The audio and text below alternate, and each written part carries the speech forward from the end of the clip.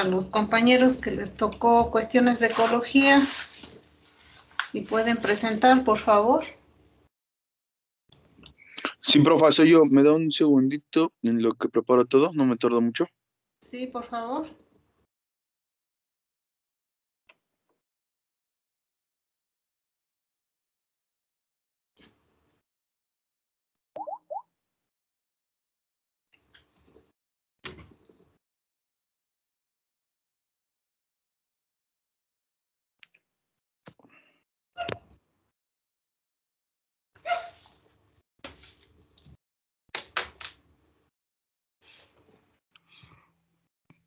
Profa, soy algo nuevo en compartir pantalla. Si me llego a tardar, no se enoje, por favor. Es que mi computadora es muy vieja y un poco lenta. Le estoy aquí viendo. Bueno. Soy muy enojona, entonces. No, no, profa. No, dijo que no se vaya a enojar. Digo, no es que sea profesora. No, sí, soy muy enojona, créanme que sí. Sí, sí, sí. Tiene usted razón. Pero no lo sea, profa, por favor.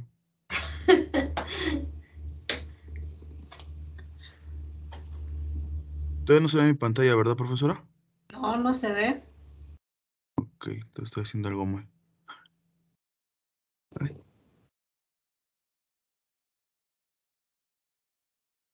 Mm, Es que le puse compartir pantalla, pero no me deja. Compartir foto, compartir video, compartir PowerPoint. Póngale en la pantalla 1, ahí debe de aparecer. Pantalla 1. O pantalla nada más. En lugar de ventana, póngale pantalla.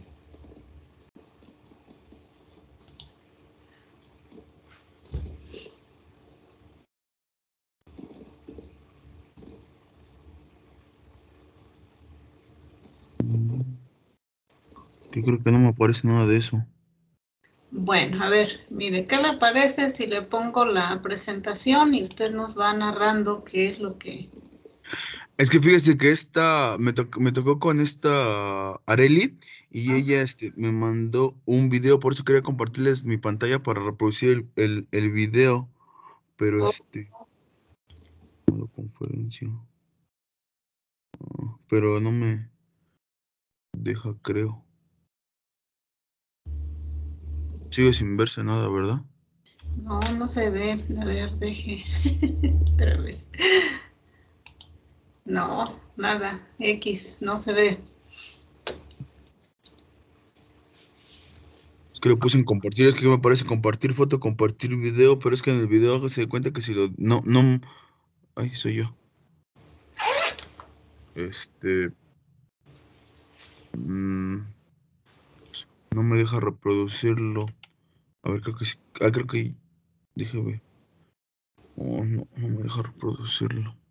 A ver, entonces, ¿qué le parece si que le intente su compañera Areli? Es que ya no tiene buena conexión, por eso que me dijo, pásalo tú. Le dije, ah, ok, está bien. Y yo, pero le digo que la verdad soy nuevo. Nomás déjame, no ¿Y no quiero. lo puedes compartir en algún compañero o algo así para que sea más rápido? Este, algún compañero que me quiera ayudar, pero se los voy a enviar por Teams, porque ¿cómo se llama? El archivo no me deja abrirlo normal, no me deja abrirlo por Teams, pero no sé quién esté aquí que me quiera ayudar y les envío. Anaí, ¿le puede ayudar? Este, sí, bueno, mi internet es malo, pero por eso tuve que meter megas ilimitados, pero quizás si lo metí hace como 1 hora y media, entonces yo creo que sí da tiempo de una media hora para tu presentación. Envíamelo y lo intento. Bueno, Creo que ya se compartió, ¿no, profesora? ya, Ah, sí, ya se está compartiendo. Ah, ahí está, ya es lo que quería, ya. Ah, perdón. Ahora, déjeme meterme el video, que me mandó. Ay.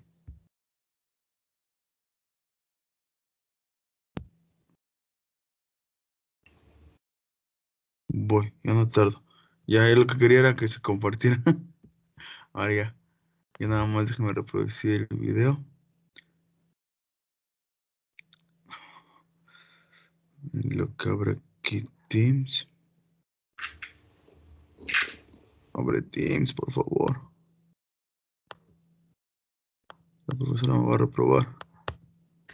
Pues yo creo que sí. No, profe, espérese. Creo que aquí ya está. Vamos a buscar el chat. Bueno, sigan viendo mi pantalla.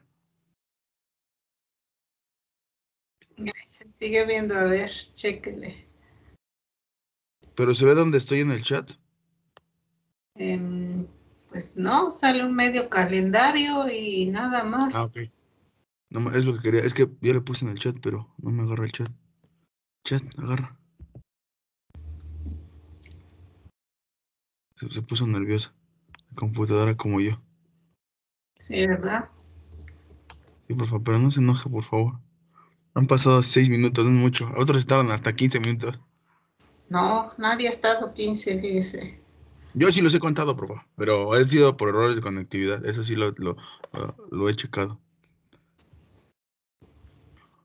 Ya estoy en chat, nada más que aparezca, aparece. A ver, mire, ¿qué le parece si mejor se lo envía a alguien y lo dejamos para el final de la clase? Por favor. Ok, profe. Sí, porque si no, el tiempo lo tenemos contadito y ya no hay más. Sí, profe. Ahorita le pregunto quién me ayuda. ¿Quién tiene Pero, conexión de sus compañeros? Creo Alan. Por ahí Alan, es el que he visto que tiene buena conexión. También Enrique, cualquiera de ellos, porfa. Bueno, y disculpe. A ver, chicos, bueno, vamos a esperar esto de cuestiones de ecología, que es importante porque, bueno, es uno de los quehaceres como forestales y por ahí las actividades desde los inventarios, ¿no? Que es una primera actividad que realizamos cuando ya somos egresados. Bien, vamos entonces con el tema 2. Entonces, a ver por aquí, a ver si puedo regresar a la pantalla.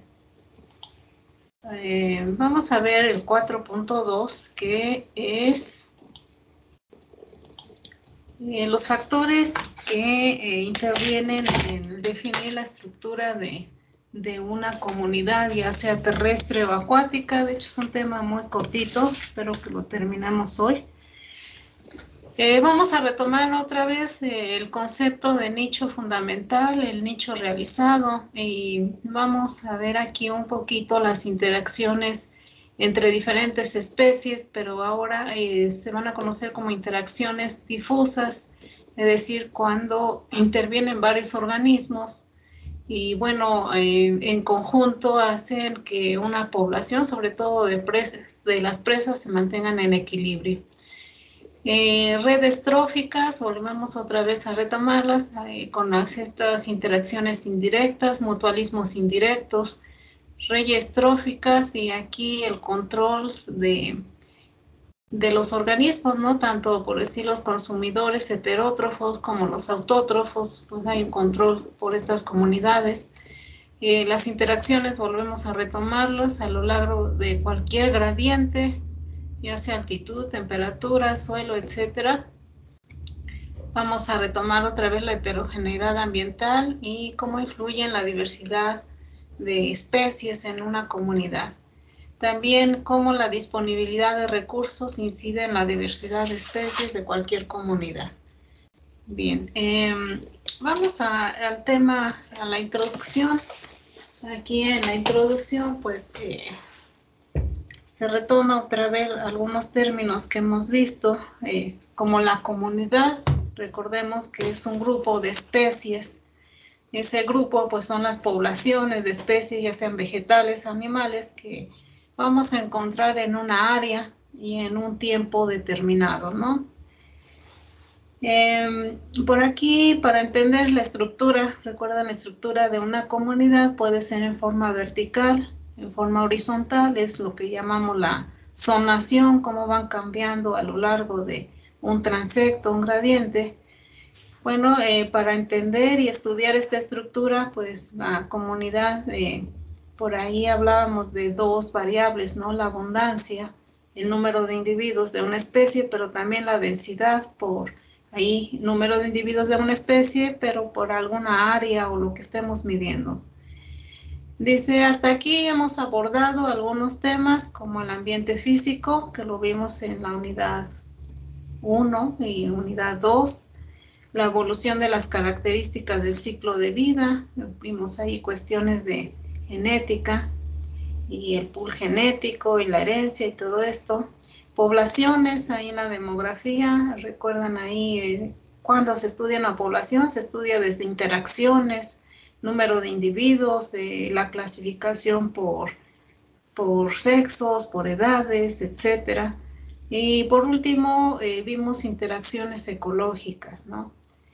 Dice, pero sin embargo, el papel de esta ciencia que es ecología, pues es ir más allá de una simple descripción de cómo están conformadas las poblaciones o las comunidades. Se busca estudiar, entender y analizar los procesos que dan origen a los patrones, ¿no? O por qué en el ejemplo de esta comunidad sérica, ¿por qué están aquí estas especies? ¿Qué factores son los que determinan que estas especies se encuentren aquí, ¿no? O en un Bangladesh lo mismo. Entonces se cuestiona aquí qué procesos determinan la estructura de una comunidad, que es lo que vamos a ver. En muchas comunidades, pues esos procesos se traducen al clima, ¿no? Por el clima. Es la fisonomía que nosotros vemos de alguna comunidad forestal. ¿Cómo responderán esas comunidades cuando desaparece una especie o introducimos una especie que no es nativa, ¿no? Entonces, también ya lo vimos ahí, ¿no? El ejemplo, ¿no? Puede ser que una especie introducida pues traiga algunos patógenos y bueno, las especies nativas no tengan esas defensas contra esos patógenos, ¿no? Otra especies invasoras pues pueden reemplazar a especies nativas. Ahora, ¿por qué las comunidades en unos ambientes son más diversas que en otras? Pues es por esto, ¿no? A la respuesta que en sí son las adaptaciones de las especies, ¿no? El objetivo de este pequeño tema, pues vamos a examinar vamos a retomar otra vez estrategias de adaptación de los organismos al ambiente, pero también adaptación a las interacciones biológicas que explican estos procesos que controlan la estructura de una comunidad. Bien, voy a pasar al 1 porque, bueno, este le tocaba a su compañero Alexis. Y bueno, Alexis ya no siguió. Bien, vamos a ver aquí, pues todos los organismos vivos tienen un rango de condiciones ambientales bajo las cuales pues van a sobrevivir, van a desarrollarse, van a reproducirse. Y, uy, perdón chicos, ¿cómo lo haré aquí? Zoom. A ver, permítanme, dejen otra vez entrar, a ver si se puede. Listo, a ver si lo puedo otra vez, si no tengo que volver a salir.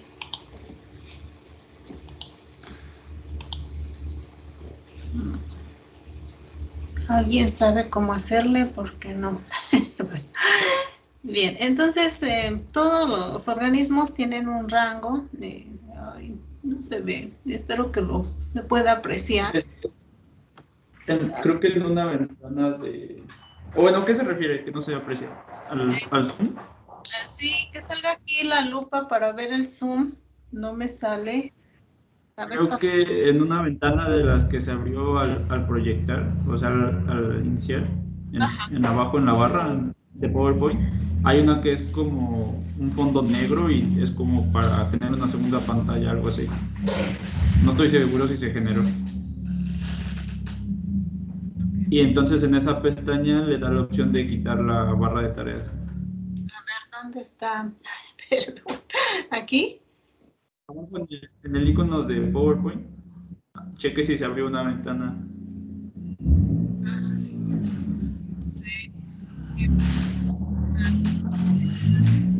¿Dejó de proyectar? Sí, compartir, no trae nada. No, no, no, no. No, es que se genera cuando le da proyectar, o cuando le da iniciar presentación. Bueno, le dejamos así, si no voy a estar perdiendo el tiempo. Disculpen, chicos. Bueno, entonces comentaba, ya lo habíamos visto, cualquier organismo para cualquier factor ambiental, pues va a tener un mínimo, un máximo y un óptimo. Recuerdan, aquí en el óptimo es cuando la especie sobrevive y se reproduce, ¿no? Y lo podemos ver también aquí, dos especies, tiene un mínimo, un máximo y un óptimo. Y aquí tenemos una especie 2 para cualquier factor ecológico, un mínimo y máximo. Y aquí recuerdan cuando se cruzan, pues hay coexistencia entre las dos personas. Ahora, dice, bajo cualquier condición, un organismo o cualquier factor, ¿no? Un organismo puede funcionar de manera favorable aquí en el óptimo, ¿no? Sobrevivencia, reproducción, para una amplia variedad de adaptaciones. Al fin de cuentas, pues se traducen adaptaciones, ya sea morfológicas, fisiológicas o etológicas. Pero también aquí puede limitar su capacidad, ¿no? Para funcionar en esta condición. A lo mejor esta especie requiere este nivel de, se me ocurre, de humedad o temperatura. Aquí encontraríamos individuos, aquí serían sometidos a estrés y aquí a lo mejor la ausencia de estos individuos para esta especie, ¿no? Y aquí vuelve a retomar otro ejemplo, las plantas intolerantes a la luz. Bueno, funcionan con ciertos niveles de humedad y sombreado, ¿no? Que no serían capaces de funcionar en ambientes completamente abiertos, ¿no? También aquí animales, recuerdan los de sangre fría, los ectotermos, pues son capaces de reducir sus requerimientos de energía durante algún periodo de escasez de recursos. Sin embargo, pues la dependencia de la fuente de calor, pues va a limitar esos periodos, ya sean diurnos o nocturnos, para su actividad. También aquí el número de crías va a limitar la posibilidad de cuidado parental, sobre todo a especies con estrategia R. Muchas crías pues darán poco o ningún cuidado parental, ¿no? Entonces dice, cada adaptación que presenta cualquier organismo de cualquier especie pues va a reflejar esa solución a estos factores ambientales que se le presentan, ¿no? Vuelvo a retomar otra vez estos rangos de tolerancia, que es la respuesta de cada especie, y bueno, y siempre se va a manifestar en esto, ¿no? El número de individuos de esa población. Habla otra vez de este nicho. Recuerdan, el nicho pues son todos estos rangos de condiciones. Incluye también nicho, por aquí dice, incluye no únicamente, va a incluir el hábitat, pero también incluye la función de la especie. El nicho incluye también esas interacciones con las demás especies, ¿no? Por aquí, bueno, como a manera de ilustración, podremos tener un gradiente ambiental. Por ejemplo, aquí habla de la humedad, temperatura, la altura. En ausencia de competencia con otras especies, pues posiblemente esta especie sería, todo este es un nicho, pero aquí este traslape de nicho nos indica coexistencia por una parte, pero también competencia, porque están compartiendo algún recurso, ¿no? También aquí en la distribución geográfica de 3 especies de árboles, son parte de 2 comunidades forestales del este de los Estados Unidos, el arce negro, Oxydendron, y el arce azucarero. Fíjense, en las 3 especies de árboles muestran diferentes distribuciones geográficas. Bueno, esta es casi como afinidad boreal, ¿no? Y está un poco más tropical. Y bueno, por aquí se muestra en el círculo rojo, cae dentro de la misma región muy limitada en la que se sobreponen. Si nosotros pondríamos las áreas de distribución a medida que uno se desplaza hacia el este de Norteamérica, hacia la parte de acá, el sistema de estas 3 especies de árboles cuyas distribuciones se superponen cambiará, y por lo tanto también lo hará la composición de comunidades forestales. Bueno, aquí pues es todo este rango de distribución, es el nicho de esta especie para esta extra. Y bueno, para esta es esta, pero en algún punto se sobreponen o coexisten. Ahora, no lo menciona su libro, pero ustedes lo pueden encontrar en alguna bibliografía. Por ahí ya lo toqué un poquito, fue en la unidad 2, cuando estamos hablando de especies cuyo rango de distribución o rango de adaptación es amplio o estrecho, pues aquí hay ciertos prefijos que vamos a utilizar, ¿no? Por decir, si hablamos de una especie cuya o soporta grandes rangos de temperatura, le vamos a decir que es una especie euriterma, ¿no? Euri, que sería amplio rango, y termo sería el sufijo de temperatura. Euri, amplio, y termo, temperatura. Ahora, si hablamos de una especie cuya distribución es muy corta, el ejemplo aquí no, lástima que no se puede apreciar. Si estamos hablando, por decir, de esta especie, aquí soporta un amplio rango de temperaturas de menos 10 hasta, ¿qué serían? 60 grados de temperatura. Diríamos que es una especie euriterma. Ahora, los insectos, en este caso, es de menos 10 a 40, es un pequeño, un estrecho rango de temperatura.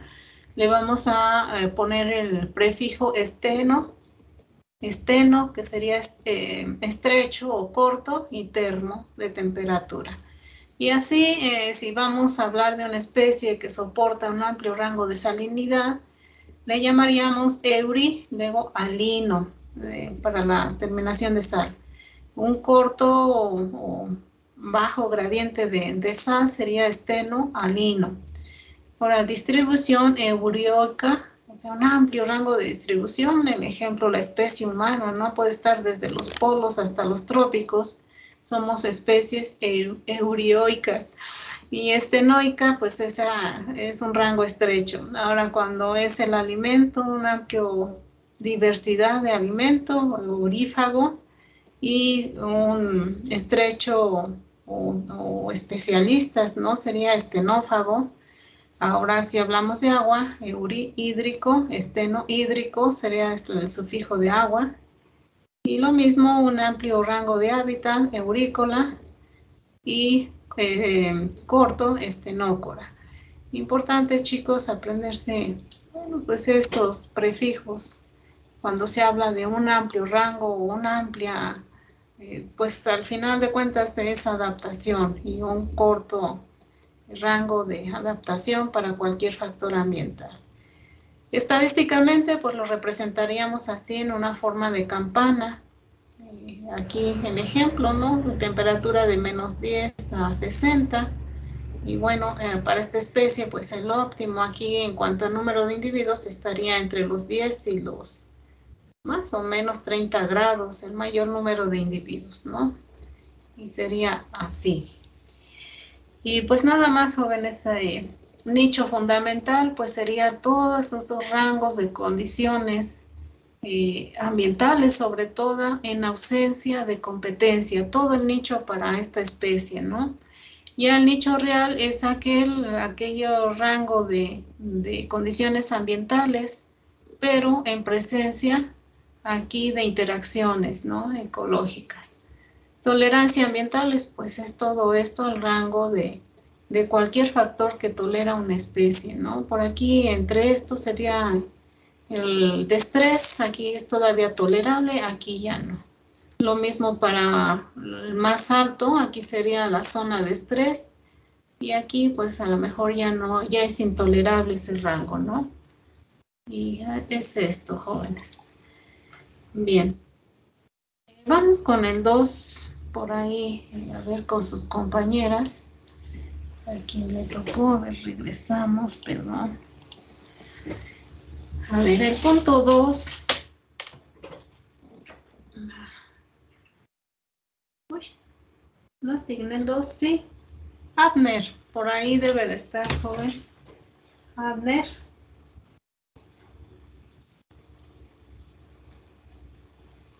Abner Ezequiel, ¿no está? No. Bueno, no sé qué pasa. Uy, perdón. perdón. Vamos con el 2. Ay, chicos. Bueno, pues ya es decisión de cada quien estar en clase o no. Bien, 4.2. Vamos a ver aquí otra vez, se retoman las interacciones ecológicas, que incluye, dice, cierto número de especies. Una de las razones por las cuales, por decir, no se ha considerado las interacciones como un factor en la estructura y dinámica de una comunidad, dice, es que las interacciones entre especies son difusas, es decir, son poco, o sea, no podemos ver el efecto que cada especie causa sobre otra, ¿no? Y esto es porque se incluye cierto número de especies. Por aquí habla de la liebre americana, ¿no? Esta especie pues se alimenta para una diversidad de depredadores, ¿no? Pero en sí, por decir, si el coyote desaparece de este ecosistema, pues no es perceptible, ¿no? O el lince tampoco, pero ya no, a ver, jóvenes por ahí. Pero en sí, ya en conjunto, todos estos depredadores pues mantienen el equilibrio, la población de esta especie, ¿no? Por aquí habla del trabajo de una investigadora de Fowler Duque que examinó las interacciones competitivas dentro de una comunidad, retirando selectivamente especies vegetales en parcelas experimentales y evaluando las respuestas de las plantas que quedaron, ¿no? Aquí, pues, los resultados mostraron que las interacciones competitivas dentro de la comunidad tendían a ser débiles y difusas, es decir, no se percibe cuál es el mayor competidor, ¿no? Es decir, la eliminación de especies individuales, pues, apenas tiene algún efecto, no tan perceptible. Sin embargo, cuando se elimina un grupo de especies, por el ejemplo aquí, no sé, se eliminaran todos los depredadores de la liebre, pues serían los resultados más significativos, ¿no? Entonces aquí dicen lo que indica que las especies individuales compiten junto con otras especies por los recursos que comparten en una comunidad. Y aquí viene entonces el término de competencia difusa, es la interacción directa entre dos especies, es débil. Es decir, aquí entre esta y esta compiten por el recurso que es la liebre, ¿no? Vuelvo a repetir, si quitamos uno, pues no se ve el efecto tan marcado entre la población de la liebre. Más sin embargo, si se quitaran todas, pues sí, ¿no? Entonces, la competencia difusa es la interacción directa entre dos especies es débil, dificultando determinar el efecto de una especie sobre otra. Sin embargo, de manera colectiva, la competencia podría ser un factor importante en la limitación de la abundancia de todas las especies involucradas. Y bueno, en esta competencia difusa, pues estamos hablando de una interacción difusa, en que una especie podrá estar influenciada por interacciones con muchas otras especies y no se va a limitar solo a la competencia, ¿no? El ejemplo aquí, la liebre, pues hay una interacción que es la depredación con todos estos depredadores jóvenes. Me parece que 10 o 11 por aquí habla. Y entonces se habla también de competencia difusa, que es esta. Estos son los que compiten por este recurso. También se habla también del mutualismo difuso, el ejemplo, sobre todo en plantas que son generalistas, ¿no? Muchos polinizadores y no se ve en sí el efecto de cada especie para esta función que es la polinización, ¿no? También ese mutualismo difuso se puede ver en las plantas que utilizan esta estrategia de dispersión de semillas, ¿no? También muchas especies generalistas en sí no se puede ver cuál de todas esas especies que diseminan las semillas es la que provoca esa mayor dispersión. Bueno, en las redes tróficas, dice, o por un lado ilustran estas interacciones de las especies en una comunidad y muestran esta naturaleza o esta interacciones difusas, es decir, poco precisas, ¿no? No podemos decir, por decir el búho en cuánto contribuye en mantener la población de la liebre americana en equilibrio, ¿no?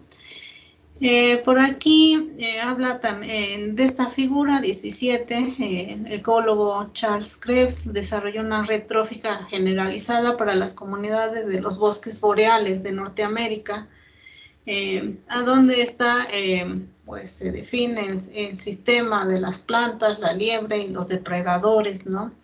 Las flechas, ya recuerdan, indican hacia dónde fluye la energía,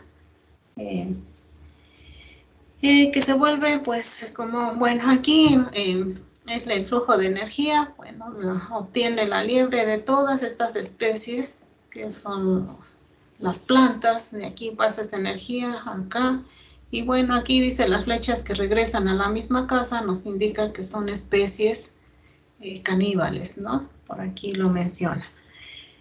Entonces, esta red trófica muestra estas uniones directas entre un depredador, las presas, también implica el potencial para la competencia en depredadores por un recurso compartido. En este caso, pues vean aquí la enorme diversidad de depredadores que tiene la liebre americana, ¿no?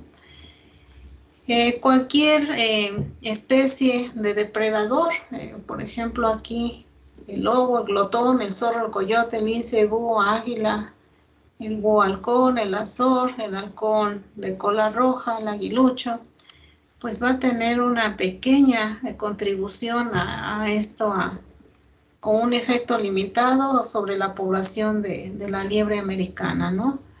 Pero el impacto ya combinado de todos, pues hace que esta población se regule en el tiempo, ¿no? Dice, y este es el ejemplo, pues, de una interacción que es la depredación difusa. Dice, aunque las dos especies de depredadores se van a alimentar de una amplia variedad de especies de presas, pues la liebre americana representa un importante recurso alimenticio compartido para 3 depredadores dominantes, en este caso el gran búho, el lince y el coyote. Bien, entonces ya como resumen de este pequeño subtema, las interacciones difusas son interacciones ecológicas que van a incluir un cierto número de especies, ¿no? Una especie va a estar influenciada por sus interacciones con muchas otras especies, ejemplo la liebre y todos sus 10 depredadores. También en redes tróficas muestran la naturaleza difusa de estas interacciones, es este ejemplo, y el impacto combinado de todos sus depredadores pues va a limitar la abundancia de la especie involucrada, en este caso la liebre. Bien, vamos con el 3, por ahí sí están sus compañeros. Maestra. Mariana, ¿sí? Sí, profesora. Nada más que nos toca, bueno, me toca con Eduardo y él será quien proyecte. Sí, a ver, adelante. ¿Listo?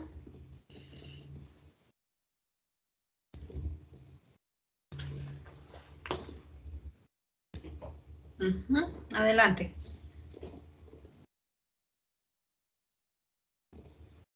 Muy bien. A nosotros nos tocó el subtema 17.3, que son las redes tróficas, ilustran las interacciones indirectas. En este se menciona que las redes tróficas ilustran un segundo rasgo importante en las interacciones entre las especies dentro de la comunidad, que son los efectos indirectos. Por lo que dice que las interacciones indirectas suceden cuando una especie no interactúa con una segunda especie directamente, pero influye en una tercera especie que tiene una relación con la segunda. Y menciono un ejemplo que en la cadena trófica entre el lince, que no posee, una interacción directa con el, posee una influencia entre las poblaciones de la liebre americana y otros herbívoros, de los que se alimenta, Sí. de los que se alimenta del abeto blanco.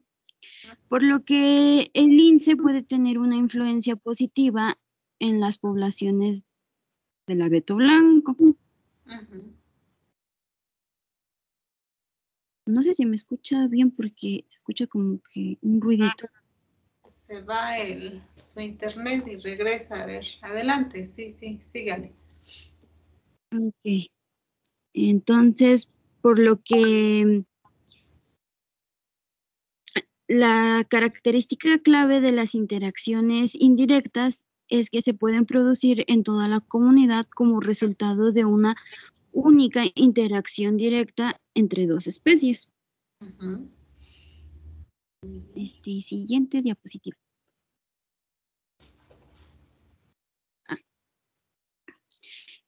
Por lo que la depredación clave que se da donde el depredador aumenta el número de uno o más competidores inferiores mediante la reducción de la abundancia del competidor, del competidor superior.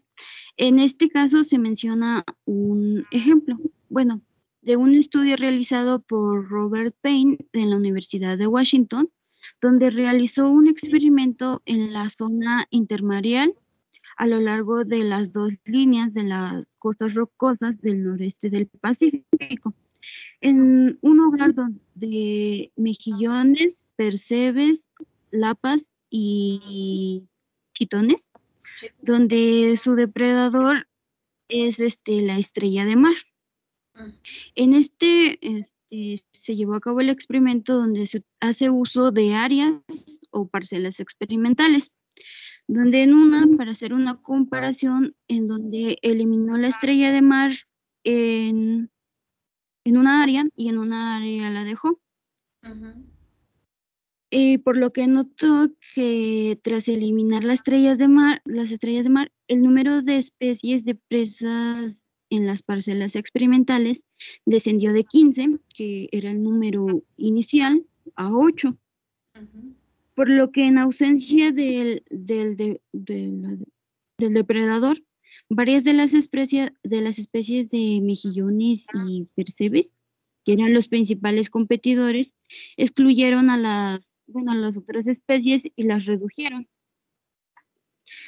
También menciona que el ecólogo Robert Holt, algo así, de la Universidad de Florida, fue el primer en descubrir las condiciones que podrían promover en cierto tipo la interacción indirecta a la que dominó competencia aparente. De esta manera simple, la competencia aparente sucede cuando una sola especie de depredador se alimenta de dos especies presa. Por lo que en ausencia de la especie depredadora, la población de cada especie presa se regula mediante mecanismos puramente intraespecíficos o dependientes de la densidad, por lo que ni siquiera existe una competencia entre ellos, ya sea directa o indirectamente.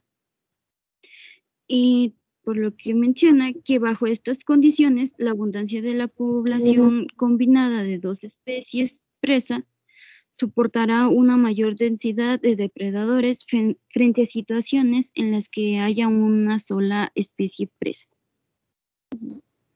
¿Cuál fue el Continuaría ejemplo? mi compañero. A ver, antes de ¿Mande? que se vaya Mariana, ¿cuál es el ejemplo de esta competencia aparente?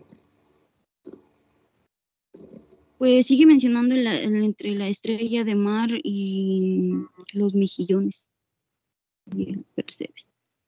A ver si su compañero lo menciona. No, sí, Ajá. a ver, continúe. Este es el Buenos días. y bueno, a ver, este es el ejemplo. Adelante. Sí. Y bueno, esta segunda parte habla sobre cómo la competencia aparente se refleja en la naturaleza. Puede ser de manera positiva o negativa. En este caso, a través de varios casos de estudio que menciona el tema. Y el primero sería el que se realizaron dos ecólogos, que serían Christine Müller y Charles Godfrey, de un colegio de Inglaterra, donde se examinó el papel de la competencia aparente entre dos especies de pulgones que no interactuaban directamente, pero compartían un depredador en común. y las especies son el pulgón de la ortiga, que se alimentaba pues, exclusivamente de esta especie vegetal, y el pulgón de la avena, que se alimentaba de varias especies de hierbas, que a pesar de que se alimentaban de diferentes recursos vegetales, compartían el mismo depredador, que sería la mariquita. Y el estudio se trató de que se colocaron macetas con ortigas, es decir, estas especies vegetales que contenían colonias de pulgones de la ortiga en parcelas de hierbas dentro de la comunidad que tenía poblaciones naturales de pulgones de la avena. Y aunado a que en un subsistema de parcelas de hierba se aplicó fertilizante, los resultados fueron que eh, aumentó la población de pulgones de la avena, y eso atrajo más depredadores de coccinela, de la mariquita, y se redujo la población de pulgones de la ortiga. Y esta es más bien un resultado negativo de esa competencia aparente. ¿Algo más que quiera agregar? No, todavía no termino. Perdón, a ver, continúen. ¿Sí me escucho? Sí, adelante. Bueno, este sería un primer caso de cómo la competencia aparente resulta negativa para una especie, pero luego menciona otro ejemplo que se realizó en la Universidad de Wisconsin, donde se incluían las relaciones entre dos especies herbívoras de dafnias, que son crustáceos microscópicos, creo. Bueno, pequeños crustáceos planctónicos. Dos especies. Ajá. Sí, continúe. Está bien, continúe. Dos especies de dafnias, una grande y una pequeña, más o menos en comparación, y sus respectivos depredadores, donde la Daphnia rosea, que era la especie grande, no, perdón, la especie pequeña, su depredador era una larva de mosquito local, y la Daphnia pulex, que era la especie grande, su depredador era el estado larvario de la salamandra, que no es precisamente esta especie que está en esta imagen, pero es para que se entienda. Sí, es casi igual. Y el estudio fue en las montañas de Colorado, y lo que se encontró fue que en 24 comunidades, me parece, fue el estudio donde se analizó que donde no estaba presente las larvas de la salamandra, las especies que depredaba eran más grandes, eran más grandes, pero a su vez le hacían competencia a la más pequeña, y prácticamente la eliminaban, a su vez que también eliminaban a su depredador, que era el mosquito. ¿Sí se entendió más o menos? Sí, al final, ¿qué concluyen? Pues que se trata de una relación de comensalismo indirecto, porque la interacción es beneficiosa para el mosquito, pero neutral para la salamandra larvaria.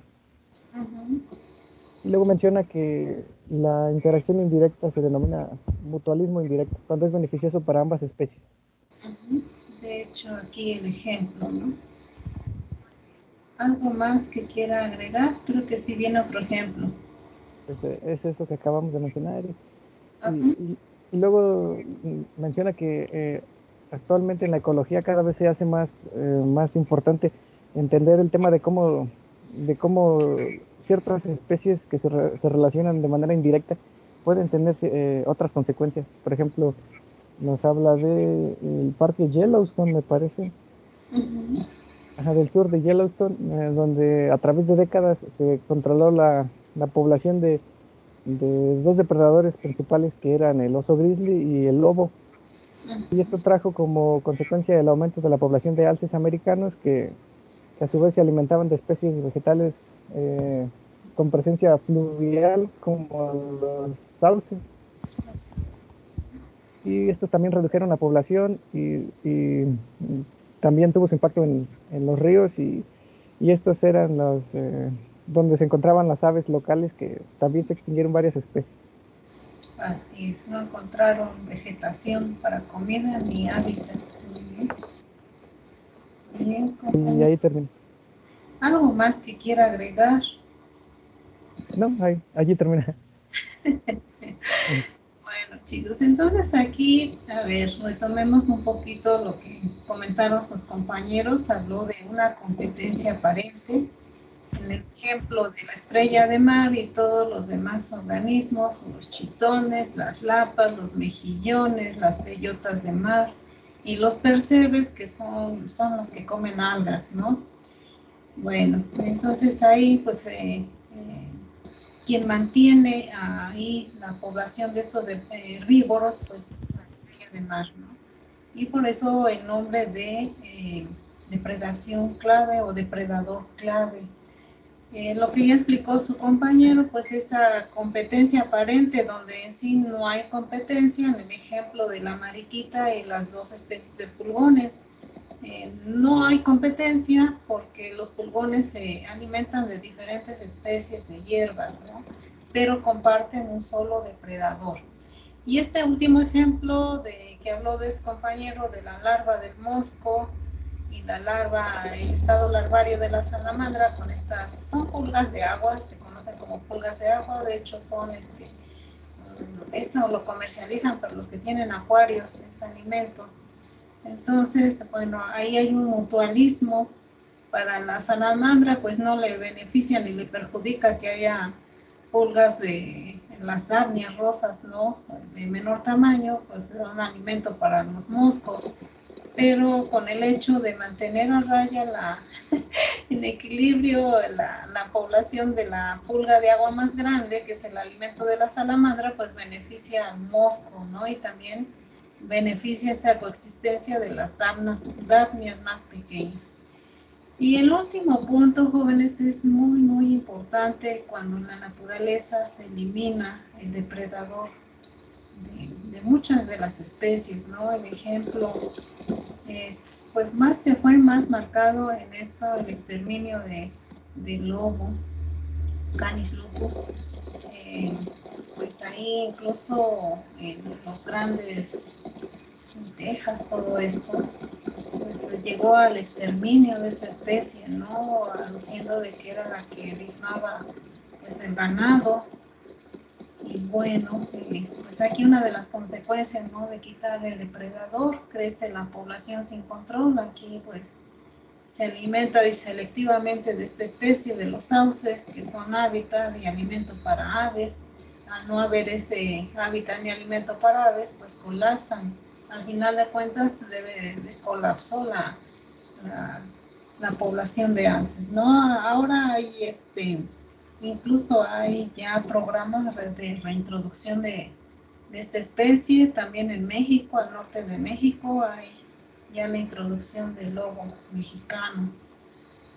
Bueno, importante, ¿no? Y por ahí les mencionaba, creo, alguna de sus compañeras, pues incluso desde el cuento de la Caperucita Roja, ¿no? El lobo malo, el lobo feroz, pero por ahí estadísticas, pues dice, hay más ataques de un oso que de un lobo. Y bueno, se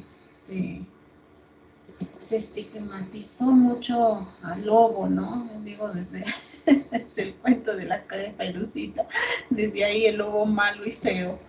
Bueno, vamos con el punto 4, por favor. Lisette y su compañero Jorge Luis, por favor. Y gracias.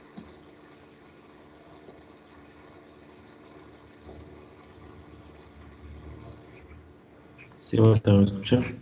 Sí, adelante, le escucho. Muy bien.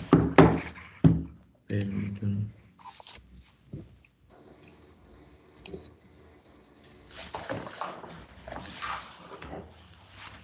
Puede ver que sí la presentación, bueno.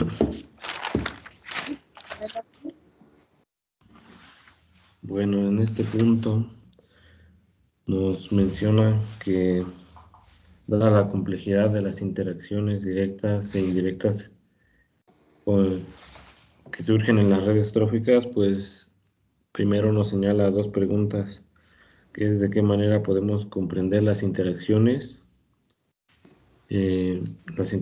importantes en el control de la estructura de comunidades y cuáles no. Otra, que si existe algún subgrupo de interacciones que ejerza un grupo dominante mientras que otras especies tienen un pequeño impacto en esta. Para esto nos presenta dos hipótesis que vienen a continuación. Una nos dice que todas las interacciones son importantes en el mantenimiento de la estructura de las comunidades. Esta nos dice que la comunidad es como un castillo de naipes y que al eliminar cualquier especie, pues puede producir un efecto dominó en las demás especies. La otra hipótesis nos cuenta que solo un pequeño subgrupo de las interacciones entre especies controla la estructura de la comunidad. Esta sugiere un ensamble de especies más flexible.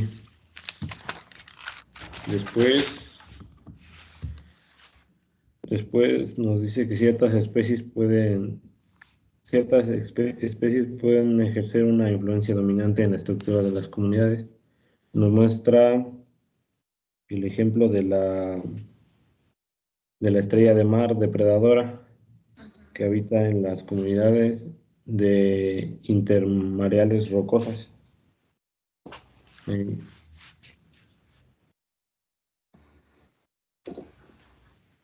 Sí, esta nos dice que al agrupar especies en un número menor de grupos es posible explorar procesos que controlan la estructura de la comunidad en términos más generales. Después de ahí nos muestra el ejemplo del rol de los mamíferos como depredadores en las comunidades de los bosques boreales, que esta es una agrupación funcional de especies. Puede ser vista como una red trófica y en la cual las categorías de las plantas pequeñas, los pastizales, los insectos y las aves presentan un grupo de especies pues similares en sus funciones, funcionalmente similares, dice. Después nos comenta que una forma de simplificación de las redes tróficas se realiza mediante la agrupación de especies en niveles tróficos, como se describe en esas ilustraciones, donde, por ejemplo, en esta nos dice que la red trófica representada ha sido agrupada en 3 niveles tróficos, que son los productores primarios, los herbívoros y los carnívoros. Y que a pesar de que esta simplificación obvia la utilización de este método permite que surjan cuestiones fundamentales que controlan la estructura de la comunidad, y que con base en estas redes tróficas, la cadena trófica basada en niveles apunta en la dirección del flujo de la energía. Los productos primarios, los herbívoros y los carnívoros, tanto en su estructura de las cadenas tróficas, sugieren que la población de cualquier nivel trófico dado se encuentre controlada o limitada de alguna manera, esta por la población del nivel trófico inferior. Pues nos dice que esto se denomina control por los recursos, que la población vegetal controla a la población herbívora, lo que a su vez controla a la diversidad y la densidad de la población carnívora. Dado esto,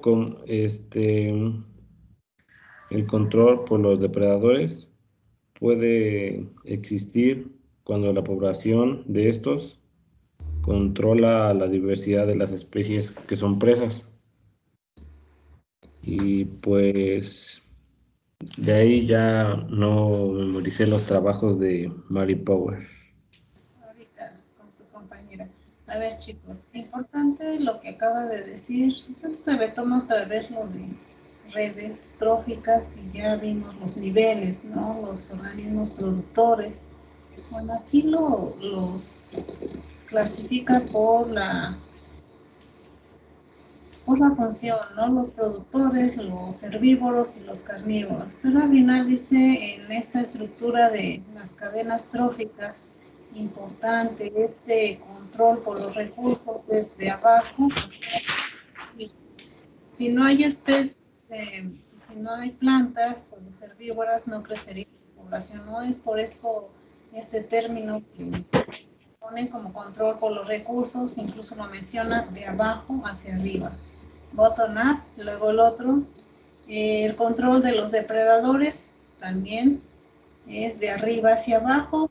Puede existir cuando la población de depredadores puede controlar a las poblaciones de las presas y aún así baja el nivel.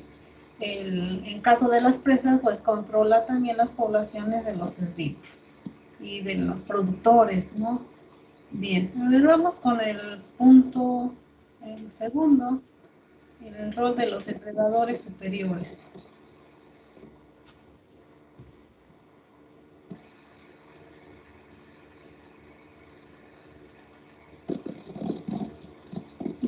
Lisette, ¿está por ahí?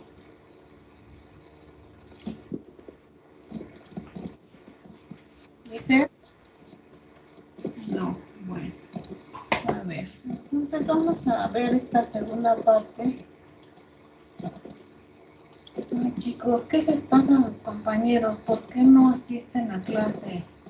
Bueno, muy aburrida la clase de ecología. A ver, en los ejemplos Tal honestos... vez tenga mala conexión, maestra. Chicos, bueno, aquí habla de es Power et al. Sugiere el rol de los depredadores superiores puede extenderse a niveles tróficos inferiores, ¿no?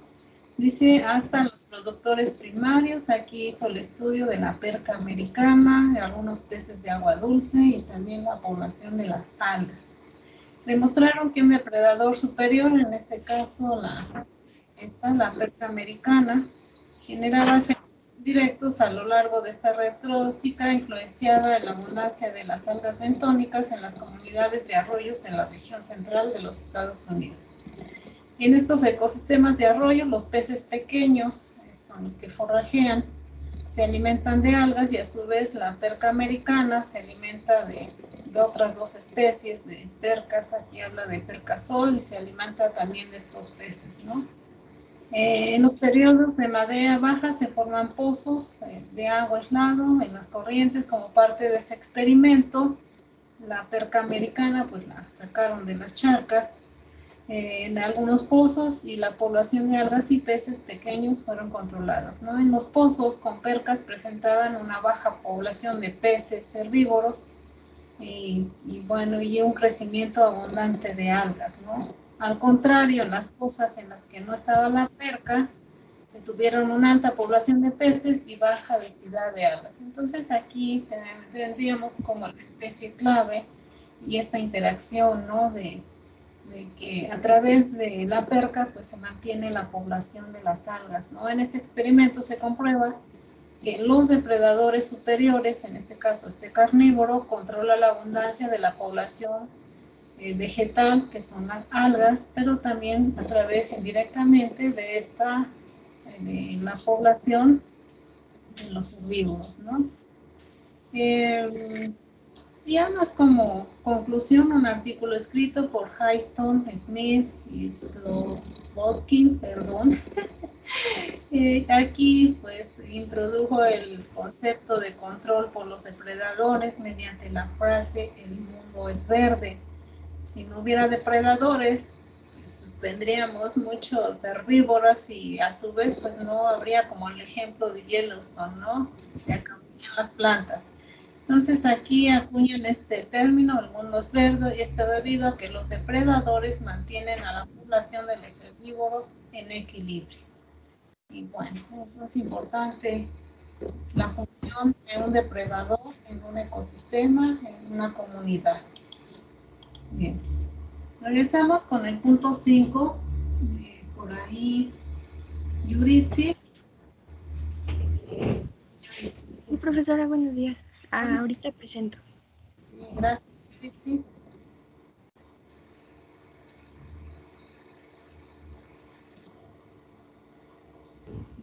Solo que todavía veo su pantalla, profe. ¿No puede compartirlo? A ver, ¿ya? Yo creo que ya. A ver, voy. Me tocó con mi compañero Leo. Sí. Espero que no la haya dejado abandonada. Adelante, ya se ve. Ok. Bueno, pues a nosotros nos tocó el tema 15.5, que se llama las interacciones entre especies a lo largo de los gradientes ambientales son afectadas por la tolerancia al estrés y la competencia. Bueno, como habíamos visto, la estructura biológica de una comunidad va a estar... ¿Perdón? No, adelante, por ahí hablaron. Sí, la estructura biológica de una comunidad va a estar restringida por el rango de tolerancias ambientales que tengan las especies presentes. Esto es el nicho fundamental, pero esto se va a modificar porque se tienen interacciones directas e indirectas entre las especies, como la competencia y la depredación. Estas dos van a limitar la presencia y la abundancia de las especies y, por ejemplo, el mutualismo, pues van a facilitarlo. Entonces, pues ya se va a tener el nicho efectivo.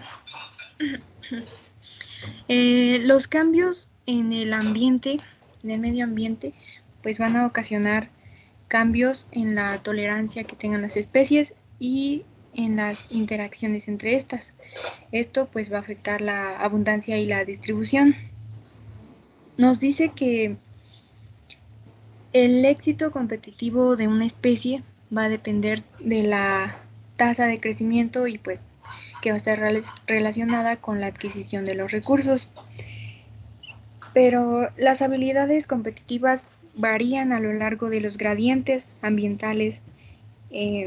Por ejemplo, en las plantas, las variaciones de luz, de agua, de nutrientes van a crear compromisos diferentes y características para que las plantas puedan sobrevivir.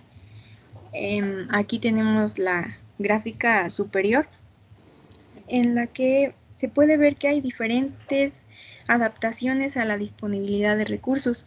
Cuando se tienen disponibilidades de recursos bajas, hay especies que van a ser más competitivas que otras, mientras que a medida que vaya aumentando, pues va a ir cambiando ese patrón. Y pues son precisamente esas diferencias en las adaptaciones que lo que van a ocasionar ventajas competitivas para cada una de las especies y pues esto va a resultar finalmente en un patrón de zonación para cada una. También aquí.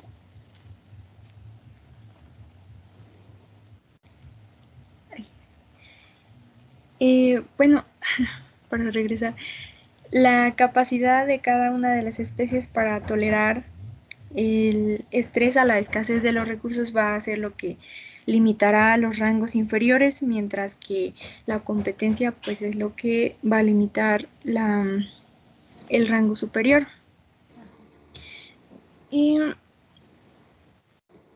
tenemos un ejemplo de cómo varían esas ventajas competitivas, aquí con 3 árboles, que son el cedro de Post-Orford, el pino de Oregón y el madroño del Pacífico. Como podemos ver, a condiciones de mayor humedad, vamos a tener que el pino de Oregón es el que tiene mayor ventaja competitiva, y a medida que va disminuyendo la humedad, el cedro de Post-Orford va a llegar a un punto en el que ya no puede distribuirse, y ya a condiciones de menor humedad, el árbol que va a tener más distribución va a ser el madroño del Pacífico, O sea que a lo largo del paisaje las ventajas competitivas cambian y pues las plantas reaccionan a esto porque puede ser que aquí en la figura 17.10 las plantas van a, cuando tienen poca humedad, baja sequedad, van a definir hacia dónde van a mandar el carbono de la fotosíntesis, pues lo van a mandar para que crezcan las raíces. En cambio, cuando tienen suficiente humedad, van a distribuirlo hacia las hojas para que puedan capturar más carbono.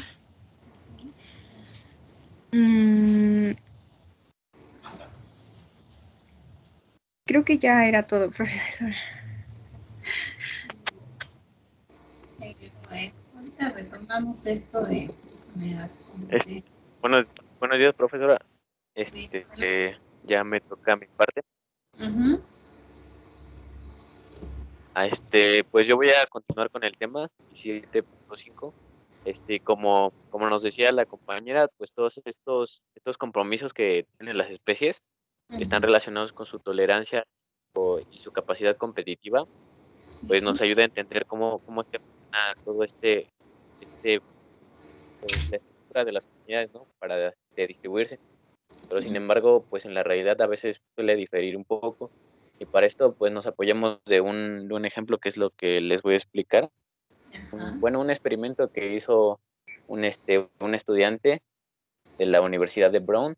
Y el experimento consistía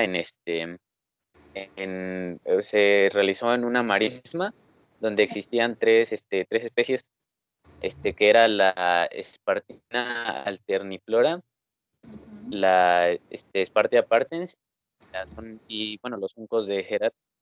Estas tres especies estaban distribuidas a través de la marisma en zonas más bajas, en los límites inferiores y en los límites inferiores. El paso del experimento consistió en introducir especies, en introducir nutrientes y hacer trasplantes, esos tres procesos. En el primer experimento, que fue pasar las especies que estaban en los límites inferiores a los límites superiores, lo que causó que esta especie fuera dominante, ya que esta especie estaba acostumbrada a tolerar el estrés que le causaban las mareas y la alta salinidad. Entonces, al traspasarse a las zonas inferiores, pues esta fue dominante, haciendo excluir a la Spartia partens y a los juncos Gerardi. Y cuando se realizó lo contrario, esas dos especies pasaron a las partes inferiores, estas mostraron debilidades y decadencias en su crecimiento. Pero todo esto cambió significativamente cuando se realizó la prueba de introducir los nutrientes, ya que el Juncus gerardi, que era la especie dominante bajo condiciones de nutrientes, pues asignó más carbono a su biomasa de las raíces, y entonces esto le permitió ser un buen competidor en bajas condiciones de recursos. Y pues esto nos muestra que hay una relación, o sea, tiene que existir una relación entre la competitividad, sus capacidades para, pues, o sea, no siempre va a ser para todas las especies.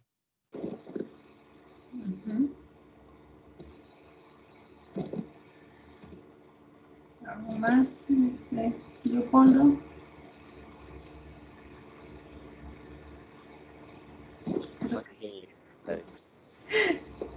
Bueno, ¿ya es todo? Perdón, ¿faltó? Bueno, a ver, por ahí también estaba ahí asignada a su compañera Delia.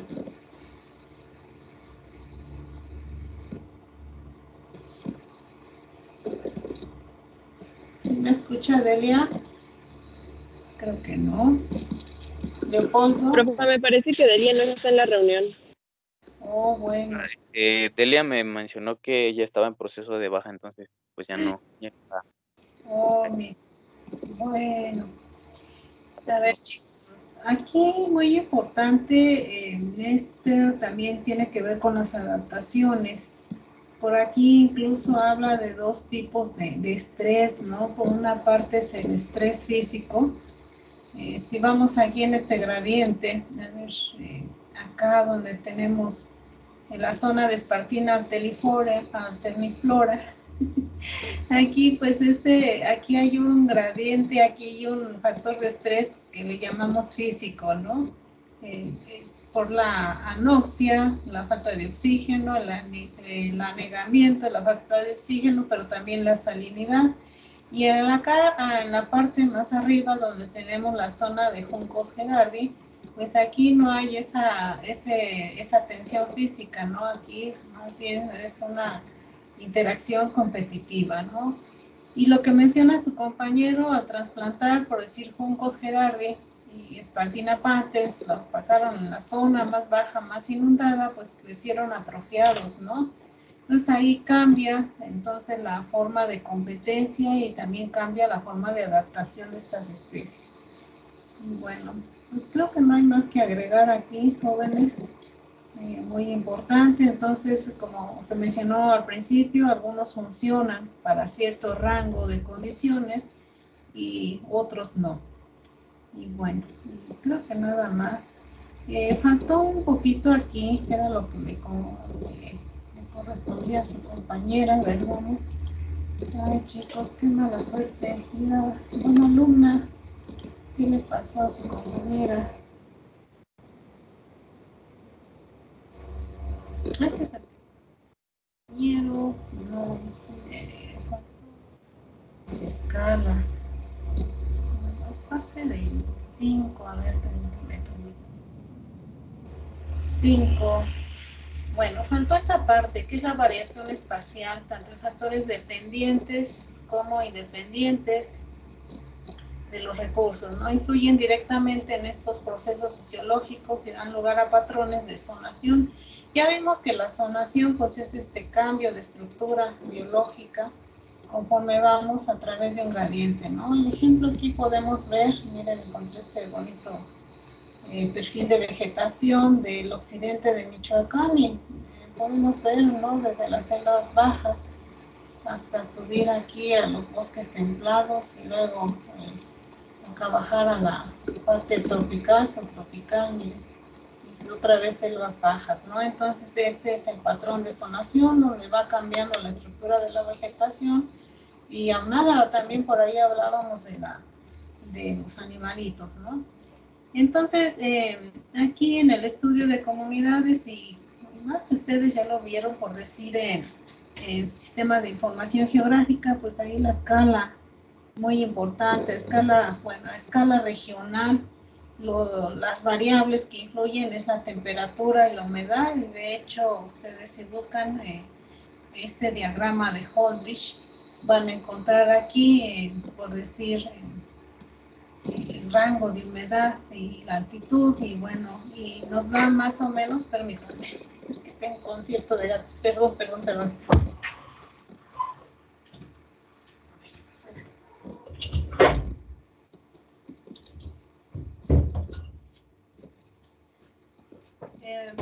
Les comentaba, de acuerdo a la temperatura, también podemos encontrar temperatura y humedad y nos da más o menos la distribución de los principales ecosistemas, ¿no? Por aquí, a ver, relación de evapotranspiración, promedio de precipitación, de temperatura, para que nos diera esta distribución de los tipos de vegetación, ¿eh? Y aquí podemos encontrar esto, ¿no?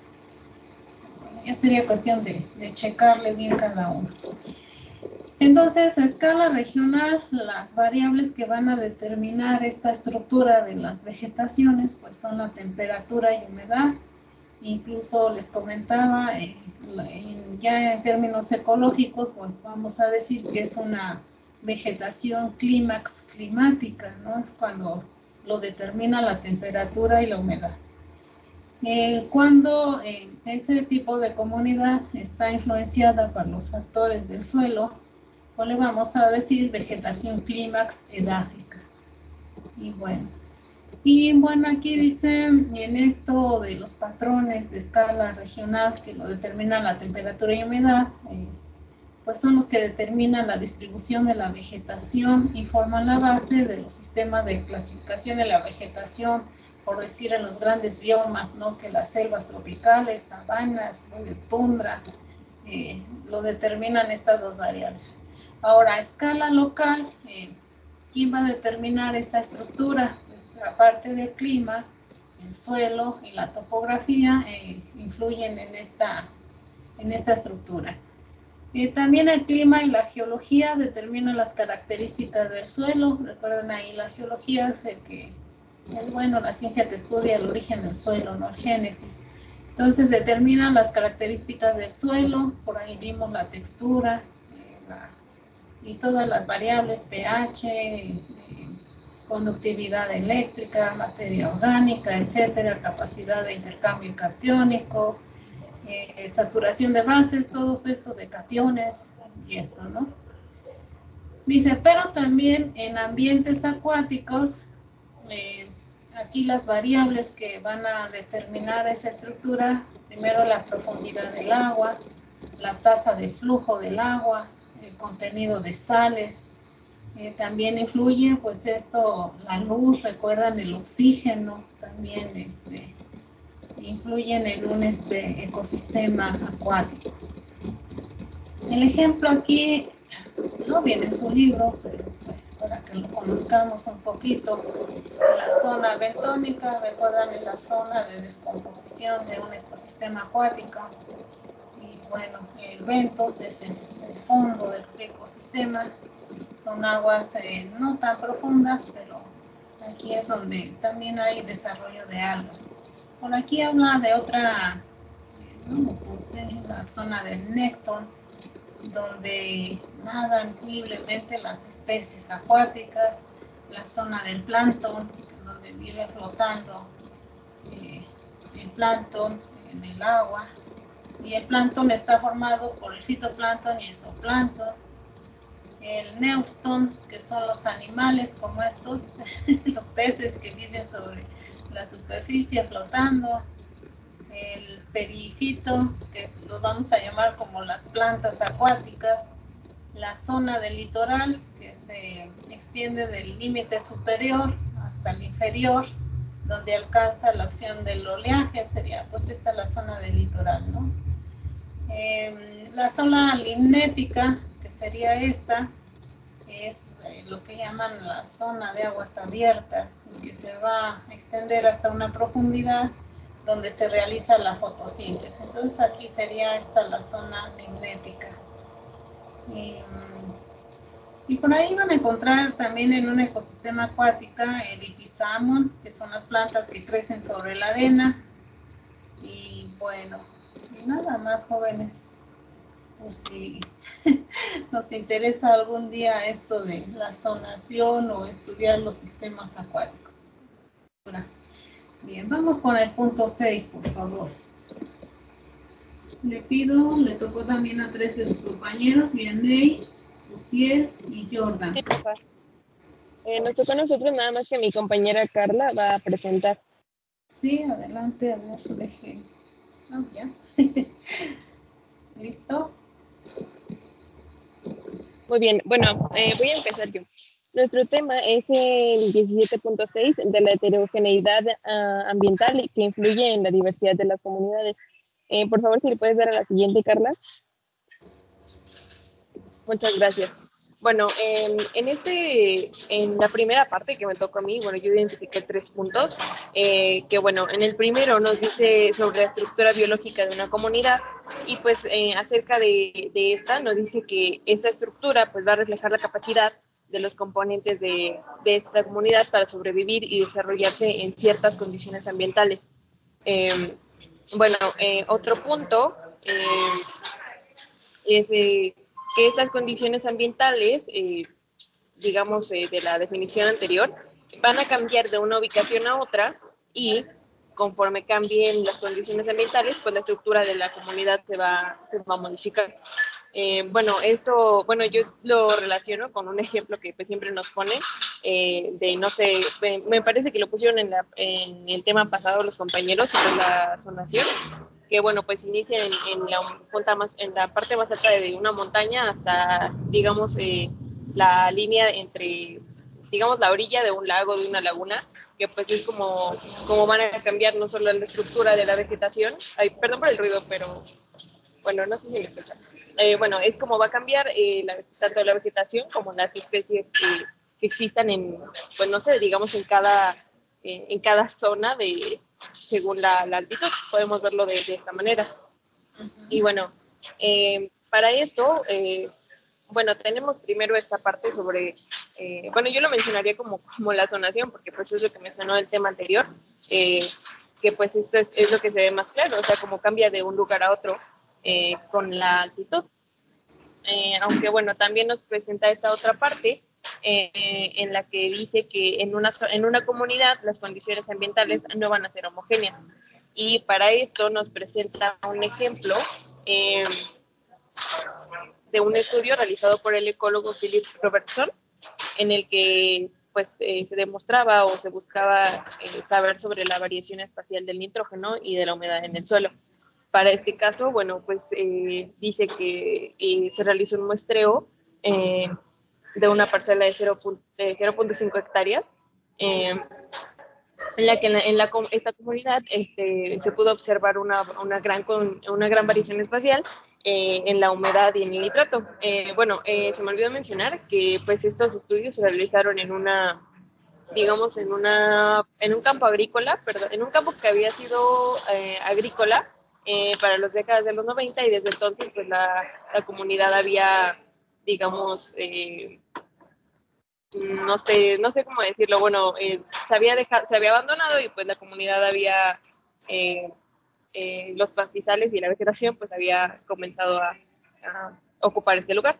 Y bueno, pues realmente, como podemos observar en las gráficas, la variación entre el nitrógeno y en la humedad del suelo, pues sí es diferente. O sea, esto, pues no sé, a lo mejor no es tan notorio. En este caso pues se realizaron ciertos estudios, pero pues a lo mejor para nosotros no es tan notorio, pero si en realidad ponemos atención a las especies que existen en un mismo campo, o a las variaciones que tiene cada planta de esta especie, pues podríamos notarlo. Y pues es digamos, un tanto lógico darnos cuenta sobre esta heterogeneidad dentro de una misma comunidad o dentro de un mismo lugar, porque pues realmente las condiciones cambian. Puede ser que en un lugar haya una piedra enorme, y pues donde da la sombra de esta piedra la mayor parte del día, pues va a ser una condición diferente que en la otra parte, o puede que haya un árbol y dé una sombra, o sea, realmente pues son muchos factores los que podrían cambiar las condiciones ambientales de una pequeña parte de una comunidad. Entonces, pues esto es lo que nos dice esta parte. Me parece que por mi parte sería todo, y ya por lo demás lo expondrán mis compañeros. Gracias. Sí.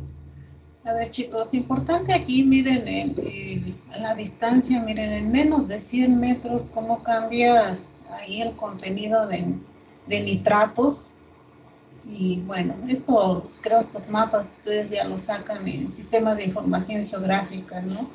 Y también ahí, en menos de 100 metros, también cómo cambia la condición de humedad, y como dice su compañera, ya en un campo que fue abandonado, pues ahí vemos las especies, ¿no? Que pueden, y si vemos, por decir, en los lugares donde está más azul, a lo mejor ahí algunas especies tienen más individuos, quiere decir que hay más humedad, ¿no? Bueno, ya sería cuestión ahí incluso de análisis de suelos para determinar todo esto. Muy bien. ¿Continuamos? Buenos días, maestra. ¿Sí me escucha? Sí. En el texto, bueno, en el libro dice que se pregunta, bueno, viene la pregunta de cómo influye lo que es la heterogeneidad ambiental en los patrones de diversidad, y de qué depende. Esto, bueno, tiene que ver con los temas que ya hemos visto, como es la dispersión de semillas, evolución, microclima, incluso la fotosíntesis. Bueno, un ejemplo sería la heterogeneidad del ambiente luminoso en un bosque, donde, bueno, tenemos un árbol muy grande y ocupando, bueno, su sombra ocupa pues una área muy grande, ¿no? Entonces ese árbol al marchitarse se le caen las hojas y posteriormente se muere. Al, Cuando ese árbol deje de ocupar ese espacio, pues las plantas que están en la parte baja, pues son las que crecerán y también ocuparán el mismo lugar y también se repetirá todo eso, ¿no? De que pues esos árboles que crecieron, esas plantas, también ocuparán otro espacio. El otro ejemplo sería la heterogeneidad del suelo. Tiene que ver con los mamíferos pequeños, como por ejemplo el topo, ¿no? Se debe también debido al alimento y a la protección. Por ejemplo, el topo, pues a veces se arranca las raíces, las saca de ahí del hoyito ese que escarba y lo saca y posteriormente pues esas raíces también brotan y generan otra planta, así habiendo así muchas más plantas. El otro sería la relación entre la estructura de vegetación y la diversidad de especies. Como había dicho, tiene que ver con el hábitat o el alimento. Un ejemplo, bueno, la imagen de la derecha la podríamos ver unas aves ocupando el arbolito como hábitat, o incluso también los chimpancés que pues a veces ocupan el árbol para el hábitat y para alimento. A su vez, esa relación de estructura es una estructura vertical, debido a que la diversidad de especies de aves están relacionados con qué tan grande sean los árboles. Y bueno, creo que sería todo de mi parte. Bueno, ya no. Ya. Sí, está bien. Me falta, a ver, chicos, faltó el último, creo que es de Imanol. Sí, Imanol había mandado un audio, no sé si se puede reproducir. Sí, póngalo entonces. ¿Cuánto dura su audio? Me dicen si se escucha porque no recuerdo si conecté el audio. Sí, Dura 2 minutos. Bueno, justo 2 minutos, no tenemos más. A ver, adelante. No se oye.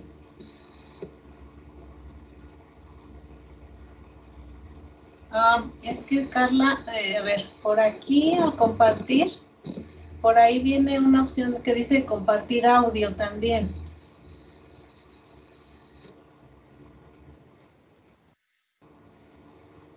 A ver. Robert MacArthur fue el primer ecólogo que cuantificó la relación entre la heterogeneidad estructural de la vegetación y la diversidad de las especies animales que dependen de la vegetación como hábitat. Él midió la diversidad de especies de aves y la heterogeneidad estructural de la vegetación en 13 comunidades en el noreste de los Estados Unidos. Estas comunidades estaban representadas por una variedad de estructuras, desde pradera hasta el bosque de caducifolio. Entonces, la diversidad de las especies de aves en cada comunidad se midió utilizando un índice de diversidad de especies. Entonces, para cuantificar la heterogeneidad estructural de la vegetación, este ecólogo desarrolló un índice de diversidad de la altura del follaje. El valor del índice se incrementaba con el número de capas verticales. Así, la abundancia relativa de la vegetación dentro de las capas verticales. Entonces, al comparar los dos índices, MacArthur encontró una fuerte relación entre la diversidad de las especies de aves y el índice de la diversidad de la altura del follaje para las diferentes comunidades. Desde su publicación, se han informado de casos similares entre la diversidad estructural de los hábitats y la diversidad de las especies animales dentro de una comunidad para una amplia variedad de grupos taxonómicos, tanto en ambientes terrestres como acuáticos. También pues hay la gráfica que representa sus estudios, donde nos dice que la diversidad de la altura del follaje es una medida de la estructura vertical del bosque. Bueno, cuanto mayor es el número de capas verticales de vegetación, mayor será la diversidad de especies de pájaros presentes en el bosque. Pues sería todo, gracias. Muy bien, bueno chicos, así como lo hizo su compañero, para aquellos que no puedan estar, por favor, así mándenlo con sus compañeros. Gracias, a ver. Bien, ya son las 12, jóvenes, nada más comentarles, mañana ya subí el artículo de fragmentación del hábitat y cómo afecta a algunos mamíferos, como los murciélagos, léanlo, mañana tienen su evaluación, mañana el miércoles, perdón, tienen su evaluación y por favor los temas que falten y preparen el tema 12, a quien me tocó, que es el tema de metapoblaciones y nos vemos el miércoles, por favor. Profesora. Profa. Sí.